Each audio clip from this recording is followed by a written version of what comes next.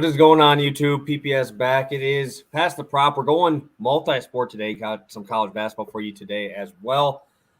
7-game NBA slate. Obviously, we already got like 4 bets in for college basketball. I already started, so it's all over the place today. We're gonna be full of action. Joined as always by my guy Stu. How you doing, my guy? Yeah, man, I'm doing great. Like you said, a lot of action today. We got NBA, we got college basketball all freaking day. I know you're already all over that right now. So, yeah, I'm happy to be here, happy to keep it going. I feel like we've got some good vibes recently. I think the NBA has been treating us pretty well. I know college basketball has been treating you pretty well. And I've just been sitting back, tailing, enjoying all the wins. So I'm having a good day, and I'm ready to make it an even better day. Yeah, no, it should be a good day, hopefully, today. Hopefully it continues. Obviously, told you I already played 2 bets. Luckily, both of them came through for us early this morning. Gets to build that bankroll up a little bit heading into tonight's slate. But yeah, it's going to be games at 1, then we got games at 4, 7, and 9:30, dude. It's all night. Luckily, there's no West Coast Conference ones, so we don't have to wait till 12:30 my time to get tip off. So luckily, we're in that spot again, so we don't have to worry about that. Because not gonna lie, those were actually really brutal to try to keep up with. Yeah, no, I mean, luckily for me, I've been catching the early games, getting to sleep a little bit early, trying not to stay up too late. I did have to sweat out a couple bets last night in that Lakers game with Tyus Jones stabbing me in the heart, but that's life. Got to keep it moving today. Yeah, no, some of those, I know a lot of people got burned by Quickly too. They're both that same type of vibe, right? They're both top guys out. No. No. I mean, the amount of love they were getting. Yeah. I'm not saying they're the same player or anything like that. I'm just saying everybody liked them yesterday. Obviously, they came through on day 1, and then you lay the hammer, and that's usually how it goes, right? Usually Tyus Jones is a little bit more consistent for us, but yeah, that game last night was Anthony Davis only show.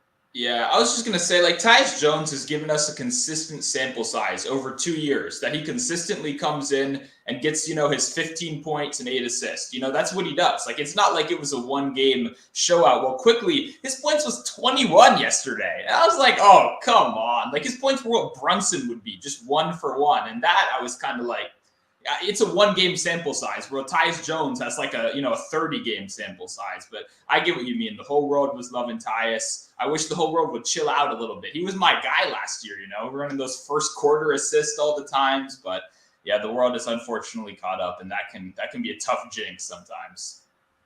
Yeah, and the only thing I'll defend the Quickly line maker is, bro, I bet you I could put up 15 on that Charlotte team. My God, dude, that is bad. Shout out PJ Washington, though, just absolutely dismantling Julius Randle last night. Randle looked like shit. Looked like absolute shit going against PJ Washington. Shout out him, playing great defense and still finding a way to get some buckets on the other side. I think Randle had 16, 7, and 3, shot 28%. You don't see those types of numbers from a big who's spending most of his time down in the paint. So, yeah, I was very surprised with that stat line. Yeah, PJ is one of those guys. I mean, we've kind of joked about him a while on this show. I've been a little bit more of a hater, but he's playing great basketball. I mean, he's kind of really, formed himself into a 2-way player. He's consistently hitting the threes, getting the rebounds, and like you said, playing great defense. So unfortunately, the whole world doesn't really get to see that because nobody's really watching Charlotte unless you're a degenerate that is betting on Charlotte. So hopefully he goes somewhere else, finds a new spot, because PJ Washington can get you that, 15 points, 8 rebounds, a steal or a block. He's a very solid player right now. Definitely changed my opinion on him for sure. Yeah, we love him here. We love him on the show, or at least half of us love him on the show. So, yeah, let's take a look. I know I got the reverse sweep last show, unfortunately. Damian Lillard just decides to triple-double in a game and drop 32-point triple-double. Oh, man, I usually always throw in those extras too. That's one of the things I always do. So why did I not play the PRAs and just absolutely smash it by 15? But unfortunate spot there. I know Bay did come through, right? Bay did cash that one. First quarter cash. Yep, over 1.5 threes. Started the day 3 for 3. Then just decided he wasn't going to make any more for the rest of the game. And same with Michael Porter Jr. in my long shot too. So fuck those guys. I mean, they won my bets. So that was good. But I had those ladders. I was fired up. I was playing pickup basketball, and I was having a good day. I'm like shit talking about. I'm hitting bets. I'm making buckets. Like I'm on fire right now. And then they proceeded to not hit any more threes for the rest of the game. I feel that. And then obviously Brandon Ingram, he was like at 30 at like half. He had like 20 points. And then he ended up with like 26 total points. And it was just like nothing was going there for him. I know who had that big day. There was one of those backup dudes that I think might have been Hernan Gomez. One of those dudes, I think Val might have come back in that game. He did. One of them had like 9 or 10 boards. Yeah, Herb Jones had like 8 rebounds and 8 assists. It was like the craziest like everyone was like participating. It was a really weird game log. But I didn't watch the game. I just checked after, and I was thoroughly confused. I don't think I've ever seen Herb Jones have that many assists or rebounds in a game before. Yeah, I never see him grab boards. So usually he's just sitting out in the corner. So, hey, that's how it goes sometimes. That's how the NBA has been kind of recently, at least for me. You know, it's been kind of hot and cold. We get the days where things go the way we think they will, and then obviously the few of them switch up on us, and we kind of get shafted on a couple of those. But let's take a look at the chat. We got a few of you guys in here, about 15 of you guys here in the first couple minutes. I got to make sure I go over and retweet your tweet there. I haven't even got over the Twitter yet. So got Quinn in here. Steve, hope all is going well. Hopefully you guys are ready to talk some NBA and talk some college basketball today, because it's like I said, it's gonna be full. So I might be throwing out extra plays here, just some extra college plays that I'll be talking about here a little bit. But yeah, I'm excited to get after it today. So we'll talk specifically here on NBA. Any games that you're looking at here specifically for a betting purpose? Yeah, probably Raptors, Clippers. I've been enjoying the Raptors a lot recently. Now that they added Podol, they're looking pretty good. They play a lot of defense. You guys know I love those steals and blocks kind of props. And now the Clippers have Russell Westbrook. They're a faster paced team. They're no longer, one of the slowest teams in basketball. So I'll probably enjoy. It's a late night hammer. I don't know how late it is. Oh, it's 10 o'clock. So not too bad, but I definitely think that'll be a very good game. I'm curious. The Clippers, they need to start turning it around sooner rather than later. And I'm curious to see if we see that start tonight or it's another rough loss. Yeah, no, and I was really contemplating even betting on this NBA slate. I hated so many games. I do like one, and I can't believe I'm saying this, but I'm the Wizards fan today. I will be betting on the Wizards. This might be my only NBA bet. I have a ton of college basketball action, so I'll have one play there. But yeah, dude, this slate's kind of gross. Like, this might be the first time I don't play a DFS lineup in a long time, because how many of these double-digit spreads are we seeing on a 7-game slate? Like, you don't see 3 double-digit spreads on these slates. And we got Trailblazers, 10-point dogs. I'm counting the Bulls at a 10-point dog because I know they're going to lose by 10. I might as well just bet the Nuggets at this point in Denver against the Bulls here, because obviously they're just going to truly, what would surprise you from Jokic going against Vooch tonight? Because Jokic, if he wants, could drop 50 on this dude's head if he really want to. Yeah, me and Brian were actually chatting about this morning. Like, Jokic would be such a hammer today, but he just doesn't feel like it sometimes. If they're up 10 and he has 14 points in the first half, he might just shoot 3 more times for the rest of the game. You know what I mean? He doesn't have that instinct to score 40 points. But I agree with you. He loves the European centers. I don't know if people have realized that too. He absolutely destroys in day games and then against European centers. You always want to watch out for him in those.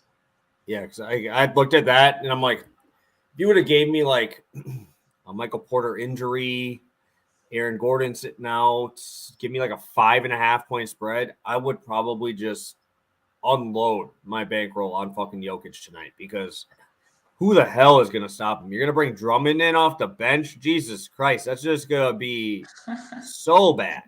So bad. So I was looking at that one too, but obviously you look at that 10-point spread. You have a SGA list, Jalen Williams list, OKC Thunder, 14-point dogs. That's 3 double-digit dogs in 7 games. So really, really low amount of games that we can actually really talk about. And like I said, I kind of like that Wizards game, close spread. I always like betting on the Hawks games, and that'll be my only NBA bet. I'll be talking about that one here coming up shortly here. So anything else from you, Stu, before we get going into some props? No, I'm just glad to see you're on the Wizard side. I'm glad you'll be suffering with me. Yesterday, I had to watch us almost lose to the Pistons, so it's a lot of pain. I hope you're looking forward to it. Yeah. Hey, I set my standards low. I'll keep it low. I ain't gonna throw a hammer on them or anything, but hey, I gotta see what you got to see a couple of times. I'm obviously repping my Bucks stuff, sitting in that one spot in the East, so I shouldn't. I also did deal with what you're dealing with about 8 years ago when Giannis was a rookie. That was the worst. Those were the worst teams ever. Dude, we were playing Ersan Ilyasova 35 minutes, 33 minutes a game. That was our top guy, Brandon Jennings. All these dudes like. Michael Redd was a stud. He was the only guy getting all-star votes. Dude was just chucking. So I went through it. So, I feel your pain because I know exactly how you feel. Might be worse for me on those years because they were atrocious. Yeah. Well, the difference is your teams were worse but had no expectations. Like my teams have like expectations and we just suck, but we keep thinking we're going to meet those expectations. So we're paying like Bradley Beal like billions of dollars to still suck. So I agree. Your teams were actually worse, but the expectation compared to the talent on my side is pretty disappointing in all sports, not just the Wizards. We got the Commanders, we got the Nationals. I don't know about the Capitals. That's not a real sport, but it's hard to see. I have no clue. All right, let's get to it. First one, hopefully plus money Bob's in here because I know Stu was looking at that one for this. So Westbrook starting us off. Yep, we're going over to Russell Westbrook, over 3.5 turnovers. Give this one at plus 110 over on BetMGM. Starting this one out for half a unit right here. I know this may seem like a little bit of an intimidating number, maybe to some people. As someone that bet on Russell Westbrook turnovers when he was a Wizard, this number got up to like 5.5 at times. Like Russell Westbrook is kind of one of the most consistent turnover guys we've really seen in the NBA over these last couple of years. And what's the first thing we've seen in this new Clippers team? They went from one of the slowest teams in the league to one of the fastest teams in the league. Their defensive rating went from very average to slightly above average to now below average. That's because they're running in transition more. They're creating more opportunities. And guess what? We get the absolute golden matchup against the number one team, and not just steals, but also deflections, which is important because not every deflection is a steal, but it does lead to turnovers. And they're lapping the league in deflections. Even off the bench, they can pull in a guy like Gary Trent Jr., who's been a lead at that since really the start of his career. We got guys like Boucher who are very good on the defensive end at kind of creating those turnovers. It's just such a good opportunity. Every single game except one as a Clipper where he played 25 plus minutes, he cashed this. He missed it in that one game where he suddenly got benched and everyone lost their double-double bets. I don't know if you guys remember that. I think the biggest concern right here is that he's not in the starting lineup. I think I was talking on Twitter to some people. I think that could be a distinct possibility. So the way I'm going to play it is I'm going to play it for half unit right now, get that plus money in early. If he's announced as the starter later today, I'm going to go in another half unit, even if it's minus 110, something like that, because it's just such a perfect matchup. We get the ultimate turnover machine in the NBA versus the ultimate turnover creators. That's what the Raptors are doing. Everything I said about what the Clippers like to do, they like to get out in transition with Russ. They like to run. They like to create those opportunities. The Raptors are the antithesis of that. They're going to slow it down. They're going to get those hands in there. They're going to just create disruption, and that's absolutely what I love with Russell Westbrook. So I'm going to take over 3.5 turnovers plus 110. I love it. And you love those guys. I know what's his face? Jordan Poole was the main guy everybody was going for. You just want the ball in his hands as much as humanly possible, obviously, when you're betting on something like this. And I know Poole was the talk of the town with how much he turned it over. And I mean, Russ is even as much out of control as him, and he can't shoot as well as Jordan Poole. So it's like, he's going to be driving more. Obviously, you have so many long defenders down there, dude. The Raptors are just – I feel like they have like 5 of the same player, right? Yeah. They just can rotate. They can switch. And it's just tough to really like actually drive to the paint on these guys. Obviously, their paint presence isn't great, but you have to get there, right? And that's the toughest part because you have very good one-on-one defenders and keeping the ball in front of them. So I really do like this spot. I think you're going to see Russ try to do too much again. And I've been just loving Paul George with this Russell Westbrook lineup, dude, just because he just has to spot up. And I'm going to assume that the Raptors going to know that too. And how many of those kickouts are going to get stopped. how many times does Russ jump and leave his feet when he's making a pass? More than most, right? So I think that that's another thing to look at here, especially with a guy like Russ who's out of control in a lot of his drives to the hoop. Yeah, I completely agree. I mean, it's like, oh, okay, you got to miss. Like, there's no real mismatch. But even if you want to switch off of Fred VanVleet, do you want OG or do you want Siakam or do you want Barnes or do you want Gary Trent? Like, it's pick your poison, and there's not really a good solution right there. So that's a very good point. Getting to the paint is the hard part. There's so many switchable guys that'll just get in there and get those turnovers. Perfect. Let's go to my first play, and like I said, this is my only NBA play so far of the day. I'm going to Porzingis points rebounds. I know I'm not a huge Washington backer. Obviously, I talk a lot of shit on Washington there. But I do like Porzingis, and I do like this matchup. Obviously, playing Atlanta, we love the pace. Washington isn't that slow anymore like they used to be, right? They're speeding up a little bit. They're more willing to run with teams that want to run. And again, when I talk with the rebounds, I want a guy down there that's going to be fighting for some boards, right? And you have a guy in Capella and you have a guy in Okongwu who's not going to be going really anywhere. They're going to sit down there. I kind of am worried for Gafford a little bit. I just feel like this is a foul trouble game just waiting to happen because I feel like everybody's going to be touching those rebounds there. And this just screams a Gafford foul-out game, right? I mean, two big guys that are going to just be on alley-oops. How many of those are you going to go up and just try to block them, right? But even if we're seeing Porzingis finally get some big boy run here, right? I mean, what I do like is he only played 32 minutes last night. Obviously, if he was playing his 38, 36, the last two non-overtime games, he was at 36 that were competitive, so that's very encouraging. And also, he's hit 30 points, rebounds in 4 straight games, and so he's kind of in that range where it's right around that number. It's just depending on those rebounds, right? Because the 2 games that he hit it, he had an 11 rebound game and a 13 rebound game, and we're seeing potential or rebound chances over the last 10 games sitting at 14. For the season, it's like 14 and a half, so it's pretty consistent. That's a long sample size for him to be sitting at that point. And I think he's going to have to play big in this matchup because I mean, who's your backup center? Who is playing backup center for the Wizards? I truly don't know. Who is it? It's pretty much Taj Gibson. That's all we got. That's all. So if I'm seeing Okongwu having to match up with Taj Gibson, that's literally just a dunk every time you really want it. So I would assume Porzingis is going to get a little bit more run at that backup center spot, grabbing me a few more rebounds. Obviously love that Atlanta is a bottom 6 points in the paint team as well. They cannot guard the paint. Obviously bottom 10 in rebounding as well. Looking at their full numbers here. Look at deeper here. Defensive rebounding, 6th worst. And obviously they're bottom 10 in field goal percentage and field goals made as well. So I think if Porzingis wants to, he's going to get that bucket whenever he really wants. And obviously I think that the rebounds will be there. The opportunities will be there. And it's shown throughout the whole season. I was very surprised to see 14 rebounding chances per game for the full year. I did not expect to see them that high. But I think Porzingis definitely comes through here for us today, whether it be on the outside shooting threes or him having to defend the paint. Obviously a very good rim protector with those blocks. So I think that might be a spot to look to. Yeah, no, I actually do think I'm going to play his blocks today. So I'm glad that you called that out right there. It's one of those spots where I kind of hope John Collins plays more. He's been playing like shit recently. And dude, his minutes are fucking plummeted.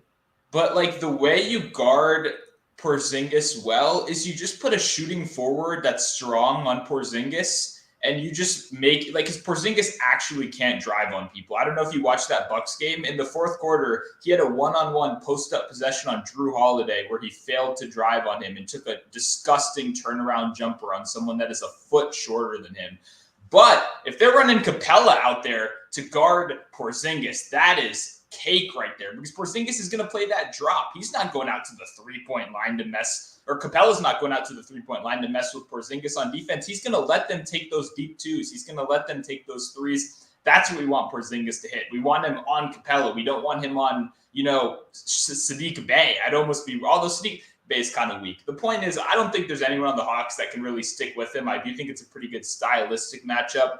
I'm always a bit scared of him in rebounds in general, but to be honest, I didn't know he was averaging 14 rebound chances a game, and I watched the fucking game. So that is good that the data does kind of show that out right there. And if there's anyone that's going to keep him near the rim, it's Capella, right? We talk about rebound distance all the time. Capella sits directly under the rim, and that's his spot in the court. And Porzingis is obviously going to have to match that with size versus size because Capella's got 4 inches on Daniel Gafford.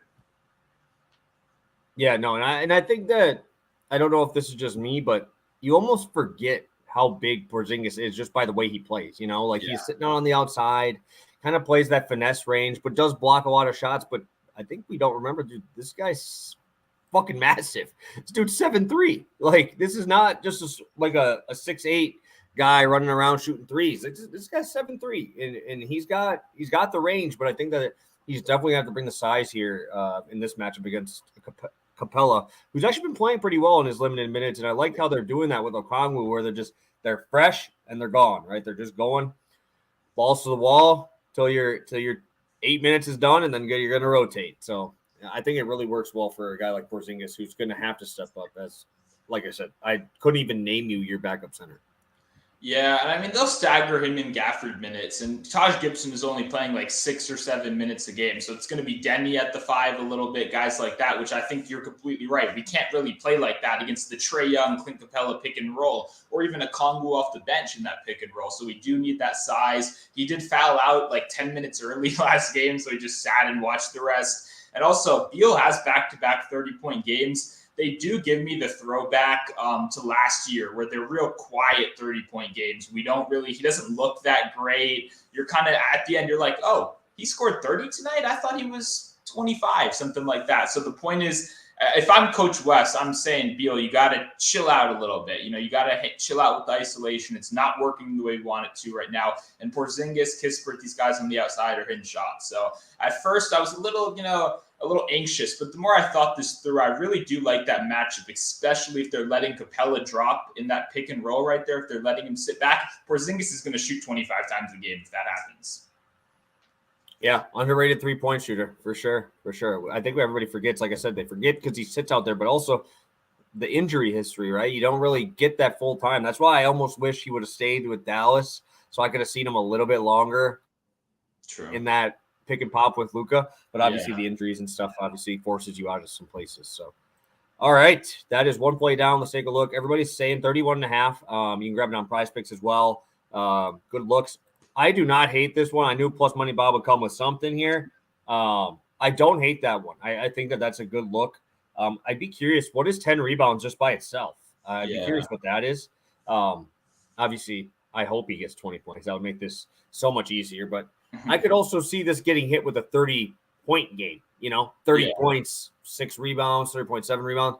And then, he plays so well, but we still don't hit that. That's where I'm always more cautious on some of these straight bets I'm taking. But if I'm getting 31.5, dude, I'm probably playing that decent amount. Yeah, my preferred long shot right there. I'd rather lower the rebounds and add in blocks if you can do that I know you can on DraftKings. I don't know if you're a DraftKings or FanDuel guy, but you mentioned it earlier. I do like that blocks angle with Capella and Okongwu always going to be limited to the paint right there. Limited to the paint in both Murray and Trae are going to do those floaters. I don't think that 7'3". That wingspan's like 7'6". No, you ain't getting it over that if you're going to get too close. So definitely could see some of those floaters getting swatted too. Yeah, I'd like someone to offer me over 1.5 or over 0.5 goaltends today. I would hammer the over, but maybe I'll request a bet. If anyone has any ideas on where I can request a bet on goaltending calls, I would love to bet the over tonight. Perfect. And then your only one unit play of the day. Do like this spot. I know. Just wanted to bring this up. I did see something about Michael Porter Jr. I see questionable again. I mean, he played last game, but Michael Porter Jr. illness is present at shoot around. I just saw him pop up, so I would assume that means he plays, but obviously don't quote me on that. Yeah, gotcha. Okay, I'm going Jamal Murray under 21.5 points, -113 over on FanDuel. Also -115 over on PointsBet if you have it. I know it's juiced up to -130 over on DraftKings already. And it might be a little bit surprising, right? Jamal Murray's playing some pretty good basketball right now. As a whole, the Nuggets are looking pretty good. So why are we betting the under right here, especially when he's averaging more points than this on the season? Well, one, we kind of talked about this a little before the show. Jokic has an absolutely phenomenal matchup. He can absolutely destroy Vucevic in the paint. That's just a phenomenal matchup right there. But one of the biggest things I want to talk about, a lot of people are hating on the Bulls, and I understand why. The Bulls are not living up to expectations. This new guard duo they have is absolute hell for small guards. When the rest of the team is defensive trash, and you have Pat Bev and Caruso as two of the best short guard defenders in the league, Why not take the path of least resistance? Why try to run this game through Jamal Murray when you have Michael Porter Jr., who's on fire right now? You have Jokic in a great matchup, and then you have all these role players who are playing well as well right now. It just seems like a very odd strategy. When we look at the last couple of games, the only guy to really cook this team in this new matchup is Tyrese Halliburton. He obviously had a little bit of personal beef with Pat Beverly going on, a little extra motivation. But I made sure to say short guards for a reason. When you look at the size profiles of Alex Caruso and Pat Beverly, I love betting on unders. You got to remember, though, Tyrese Halliburton is a tall, lengthy guard, big. Like 6'6". Yeah, that's 6'6". not right.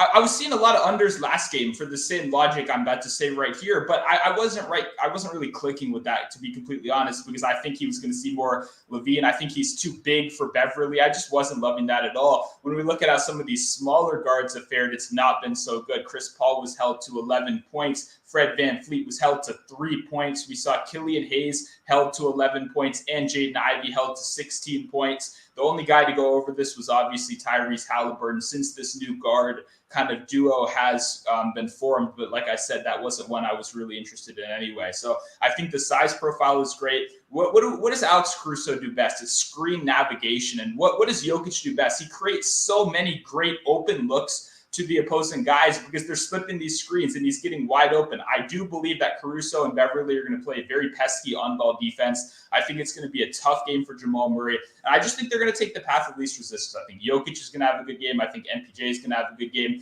I have Murray in the 17, 18-point range, and that's in a close game. I do think you mentioned earlier. Have you guys seen how the Nuggets are playing at home? This could be absolute blowout city right here, which is always a positive as well. All right, playing devil's advocate here. If Porter is out, are you going to wait on that news to see maybe if that happens, do we see this number move up to 22, 23 just on pure volume from people? Is that something you're interested in? Are you playing maybe like a 3/4 unit spot and then saving a half unit in case of that? Or is there something that you would think about here differently now seeing that this news is out there? Yeah, no, if Michael Porter Jr. is out, then I'm in a tough spot. This becomes a very bad bet right here. Obviously, the second highest volume scorer in the game. I think what I'll point to is last game, he was questionable with illness. He was a game time decision, suited up, looked fine. Everything was good. Now he's a tended shoot around. That's obviously the biggest predictor of if someone's going to play or not. I think he's going to suit up. So that's kind of what I'm going with. If you have concerns about that, if you're worried that he is going to sit, then I would say simply just sit this one out. Wait, you might lose closing line value. That's the only thing that worries me. We already saw this drop to 20 on the Candy books, which can be predictive of market movement right here. And I could see it drop to 20 in other places as well. So I personally clicked on it before I saw any news about him being out. But if you are scared of that, then I wouldn't mind waiting until the end of the day. Yeah, no, I always got to be that guy, right? I know there's some people that are a little bit more cautious with that money. Wanting to bet it, obviously, they still want to bet with us and be on our plays.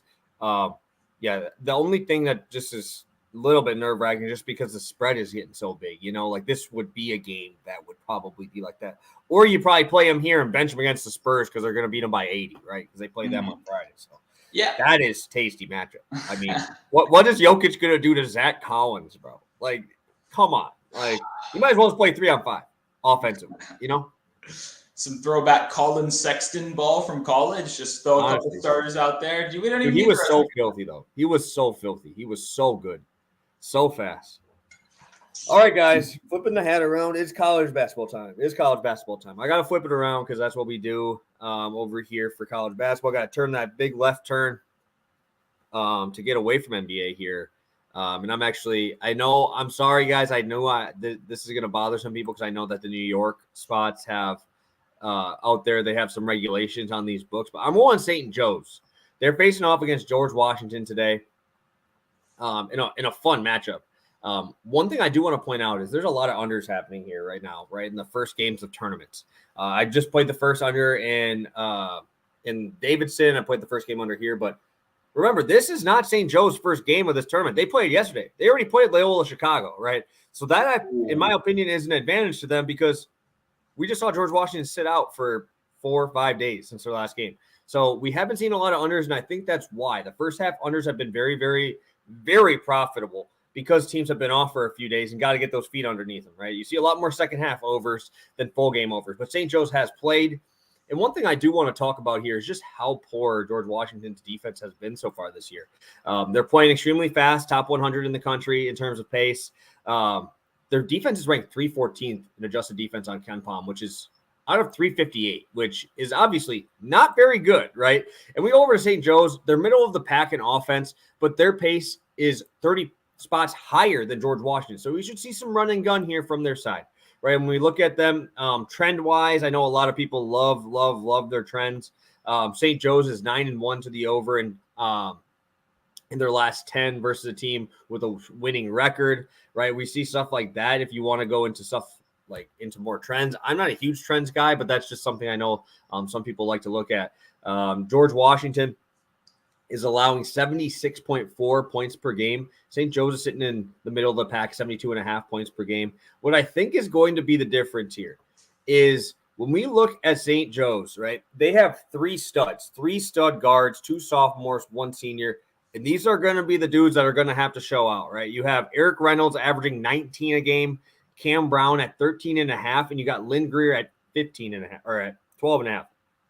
But let's go look over at the books here, right? Let's go look at what the books are thinking here. We're seeing Eric Reynolds at a 21.5 point total. You're looking at Greer at 15.5 point total. And these are juiced to the over, right?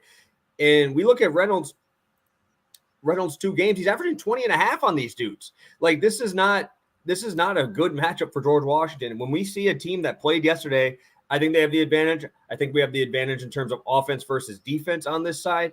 And then with this game being this close, definitely could see some fouls down the stretch. But I'm more confident in St. Joe's with them playing yesterday, them leaning on 3 guards pretty heavily.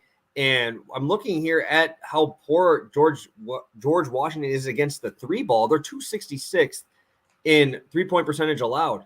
George Washington sitting at 250, or not George, St. Joe's sitting at 250 in terms of team 3-point shooting. But we look at these top 3 guys, 39, 36, 35, right? So in a game like this, you're not playing those bench guys that are bringing down those numbers. We're going to see that number go up to like that 36, 37, because those are the dudes that are going to be shooting them in a game like this, right? They're going to be all of the high-end guys getting 35 to 36 minutes here. I love Reynolds. I think that he's going to be fantastic in this game. I think this pace is going to be so fun. But I think that St. Joe's takes that early punch, right? They take that early lead, and I'm hoping they are able to coast through it and get this win. I like them on the money line. They're dogs here. I think it's 2 points now. Let me take a look. I think they're 2-point dogs here, 2.5-point dogs. I wish I could get a little higher than plus 115, but I really like this spot. Obviously, there's going to be a lot of people who like the George Washington side because they've obviously played better this season. But when it comes to tournament time, you want guards who can score, right? You want those big-time guards. And there's not many teams that can sport a 20-point guard coming out, and obviously 2 other guys that are very, very capable scorers. So I like St. Joseph's. I'm not going to bet the money line on the show. I think that the team total is definitely the spot to go here. But I will be probably sprinkling on that money line, maybe throwing in one of my D-Gen parlays and just throwing like 8 teams in it and having this be my big plus money spot. So. And just as like a question from someone that's like not hip to it, right? I'm looking, just opened up ESPN, done my basic research, right? They hit this number against Richmond pretty easily, and then they failed to hit this number against Loyola Chicago. Would you say that this defense is closer to the Richmond one than the Loyola Chicago one? See, and this is the tough part because both of those teams are not fast. They're not fast at all. This team is going to be running with them. St. Joe's was trying to speed them up. These guys are going to be more willing to do it with them. That's why you need a good dance partner in these games to get these big numbers, right? You're not just going to be able to do your own thing. We look at Loyola Chicago. They're always slow. They're not trying to run. And they were still able to put up, 70 last game there? So I think that's obviously encouraging. And shout out Richmond. And I brought it up to you before. They looked fantastic yesterday. And if you're able to put that number up on Richmond just gave up 30 points to a team last night. They gave up only 30 points. They played fantastic defense. I should know. I bet on the over because I thought that Richmond would look normal. They looked amazing yesterday. Richmond looked fantastic. That game scares me. That game is just like, if we were in the regular season, I think Richmond's like a 5.5-point dog. They're playing good. You have Burton there who has been there forever. And he's been the best guy on the floor during their last 3 or 4 games. That game is interesting to me. I will not have a bet in that game, but it's tough when you see a team just absolutely dismantle an offense like that and just turnovers, back to the other side, able to score inside and out.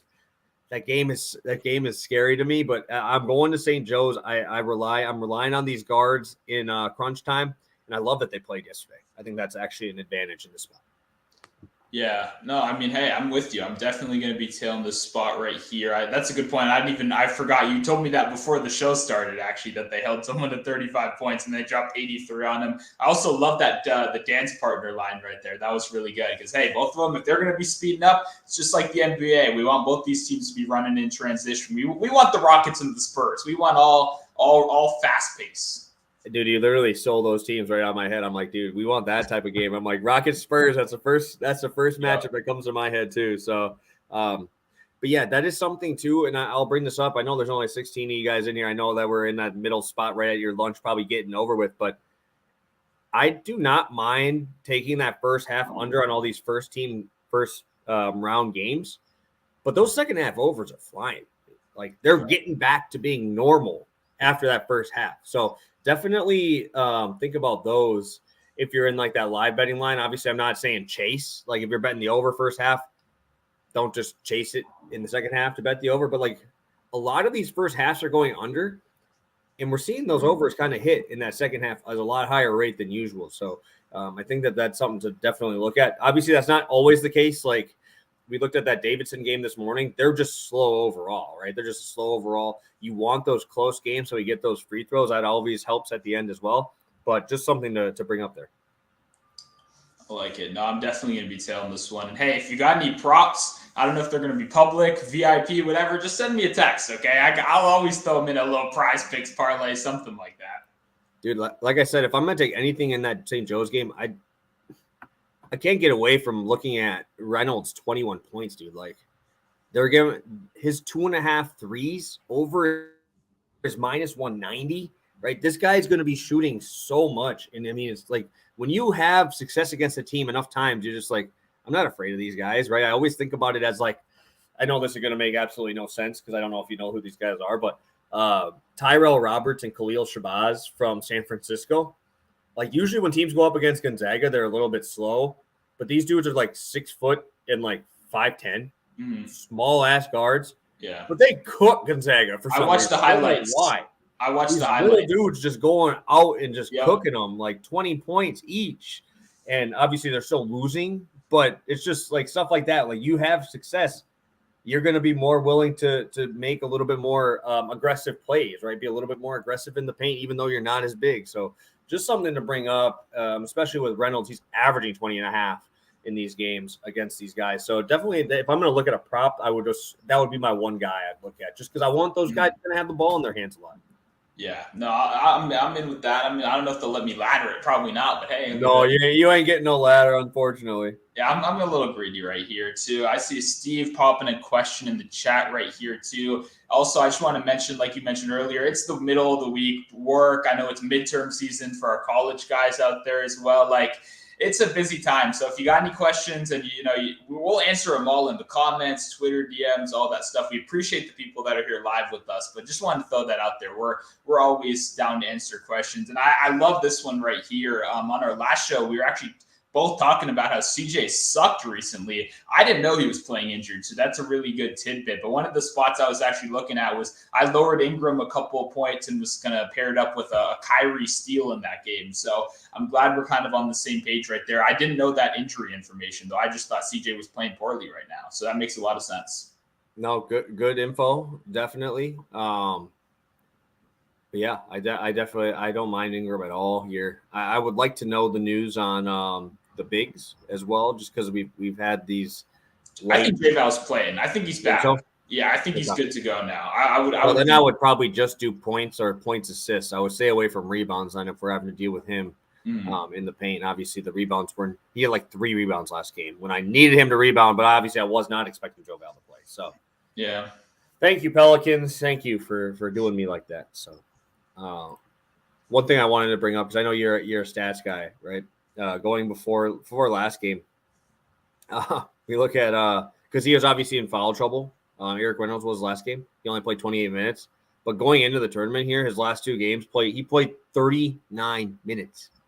in both of those games. There's only 40. There's 40 minutes in a college game, guys. 33 points, 33 points in the last two games before that, dude. He absolutely blew those guys up, and I would really like to see that again. 24 in his last game against George Washington in only 28 minutes because he was foul trouble again in that one. So he had 24 and only played 28 minutes. That's efficient, boys. That's efficient.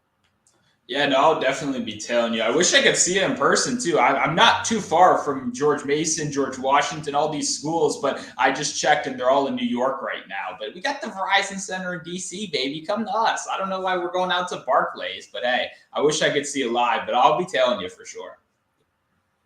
I don't want to talk about Dame tonight. I'm going to be off him just because dude was such a wagon for me, and he was a wagon again. But triple-double, dude?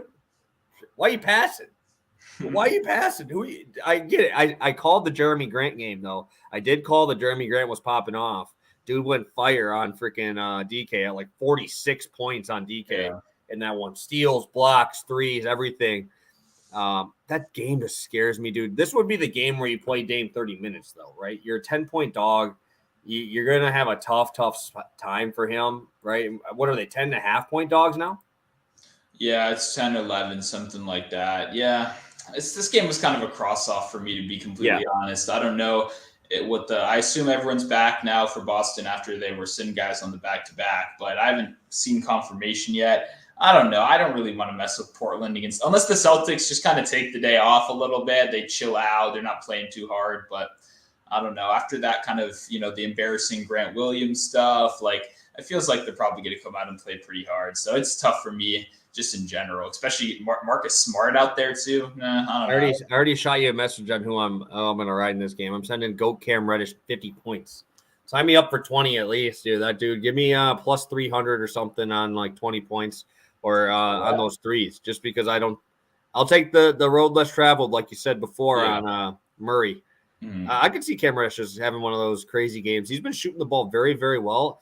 And he's been slashing too. Like Dame has been finding him on those cuts, which usually is Simons on those cuts, right? Where he's coming off the 3-point line, going for obviously coming around, going out to shoot the three. But he's been giving that ball down to Cam. Cam's a pretty big dude for a guard. I think we could definitely see a decent game from him, as I'm sure 3 guys will be sent at Dame immediately.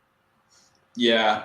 I'm actually going to pull up. I want to see if Cam Reddish 20 points is up right now, because I agree. That's a solid angle right there. It is plus 450 on FanDuel. All right. Yeah. Give me a second. Gotta go lock that in real quick. What's his regular line? It's 13.5. 13. Fuck, I can't believe I'm doing this to myself, dude. Beat you, Terrence. Let's go. Quick on the trigger finger today. Hell yeah.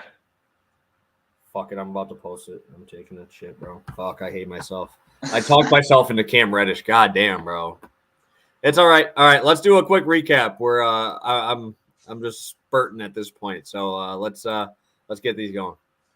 Yep, I will be going Russell Westbrook over 3.5 turnovers, plus 110 over on BetMGM, and if he is announced as the starter, I do kind of like doubling up a little bit later today as well. Then I'm going to be going Jamal Murray under 21.5 points, minus 113, 1 unit play for that.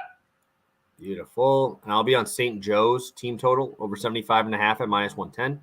And then I'm obviously rolling with Porzingis. You can grab this at 31.5. Go do that, guys. Go grab it at 31.5 across the board. So I'll be grabbing that one as well. I don't have a long shot at the moment. Like I said, I don't really like the slate. Maybe Cam Reddish 20 points is a long shot. Maybe. Is that long enough, or do I plus need 450? Yeah, why not? I'm going to be telling you, so you might as well put it up there, because I do think that's a sneaky good angle if they're just throwing double teams at him all day. Damn, I should have played like 6 units on this shit. I bet 6 units on worse things, right? Mostly at casino though, but not like this. But. Okay, and then for me, this one, it might be a little bit popular today. It's not the biggest long shot. I'm going Clint Capella, 14 rebounds, plus 310 over on FanDuel right now. It's one of those spots where Capella, it's about the minutes, and we know Quinn Snyder is a guy that is going to be giving him more minutes. But to be honest, I think if he plays 28, 30 minutes that a lot of people are counting on for him to get 11 rebounds, I think he's getting 14. And if he plays 25 minutes, I think he's getting 8. So to be completely honest, rather than laying that 11 rebounds, I'd rather just go up to the long shot, play a little bit of a ladder, and do 14 rebounds plus 310. He got 15 in his last matchup right here. I think he has another rebounding game once again, especially like I mentioned earlier. Teams are guarding Porzingis with like wings now, and they're putting Capella, or they're keeping the other center in the paint on Gafford, and Capella has a clear rebounding. Washington gets crushed on the offensive board, so I like Capella to have a good rebounding game tonight.